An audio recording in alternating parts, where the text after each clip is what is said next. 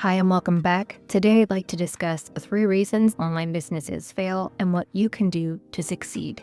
The first reason businesses fail is that they don't speak to one ideal client.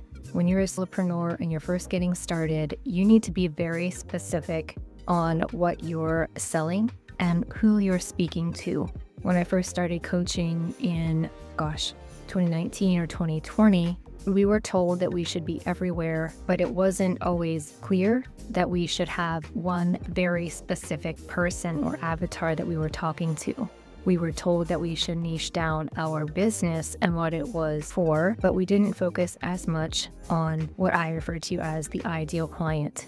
So what I mean by this avatar is that if you work with only women who are in their 30s or 40s, who are professionals, who have spouses and children at home, so they have competing priorities, you have to know what their pain points are, what motivates them to get up each day, to do their own work on top of perhaps taking care of children or doing their own day job. You need to know how to speak with them. And the more broad somebody is, the less they're able to get their message out. The second reason that online businesses fail is that they don't have a clear message. You must have one sentence or a 30-second elevator speech that tells people who you're trying to help, what you're trying to help them with, and what you're trying to prevent them from going through. If you're focusing on hardships, you have the carrot and the stick, pain and pleasure. So you have to pick one or the other primarily.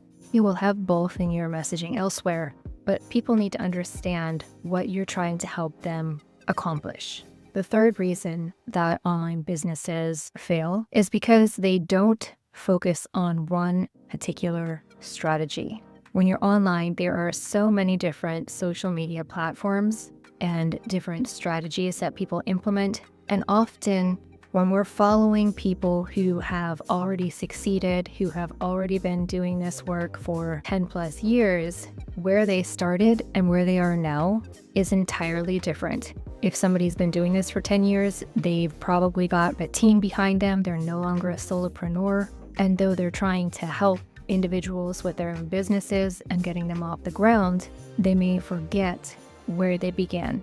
Or if they still remember, they may not be able to articulate it as well because the problems that they're now facing in their business after 10 years is different.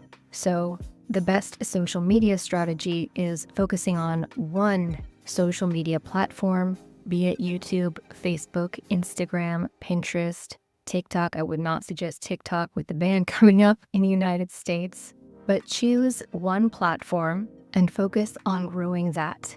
And you also have to understand now that subscribers do not matter. And I know that is different rhetoric than we have been led to believe the past several years, because it was all about how many subscribers you have. But now in 2025, just because somebody subscribes to your channel doesn't mean that they actually watch your channel and your content. So it's all about how many views you get. It's about watch hours and the length of time that somebody stays on your channel and how many views you get for a particular video. So if you're going forward and you want to bring your business online, focus on having one ideal client. You're speaking to one person. You need one clear, concise, and simple message to get out there. It should be one sentence, definitely less than 30 seconds if you want to refer to it as an elevator speech. And you have to have one specific strategy. Now you can be on all of the other platforms, but whichever one you choose, use all of the other platforms to drive back to your main platform. So if mine is YouTube, use all other platforms to drive back to YouTube, okay? And you also want to keep in mind that you don't want to be things in your videos at the beginning. Your content has to be of value. People need to want to hear what you have to say, and you have to have authenticity, and you have to enjoy what you're doing, because if you don't, when there's just a transactional relationship, aka buy my product and I'll never speak to you again, that doesn't build loyalty. It doesn't attract your ideal clients. So just be very cognizant of how you're presenting yourself, and I do not mean be fake. I'm trying to say just be yourself, and you'll find the people that you are meant to. Now, if this video helped you out in any way, shape, or form, please share it with someone else. And if you'd like more content, you can subscribe to the channel to get notifications when new videos come out. Thank you so much for your time, and I appreciate you.